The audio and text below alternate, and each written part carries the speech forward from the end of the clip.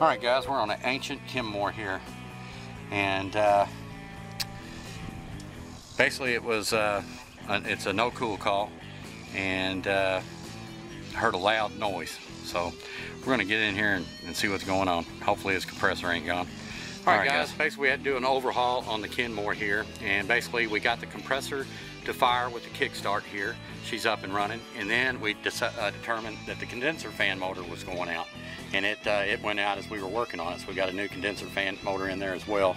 So basically I had to rescue guys, and we had to just do a little bit of operations to it, and we got her fitted. So it's a third horse. And what I had to do, guys, is I didn't have a 4510.